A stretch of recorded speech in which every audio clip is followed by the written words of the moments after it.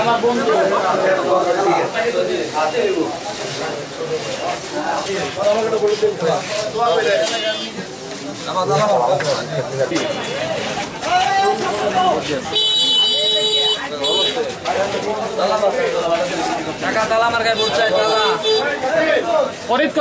সংযোগ মিটিং মিছিল কেমন চলছে? সাভার উপজেলা নির্বাচনে আমি ভাইস চেয়ারম্যান পদপ্রার্থী। আমাদের নির্বাচনে আমরা সর্বোচ্চ পরিচালনা করছি। আমরা একটি শিক্ষা বান্ধব সাভার উপজেলা সমাজ উপজেলা পরিষদ গঠন করতে চাই।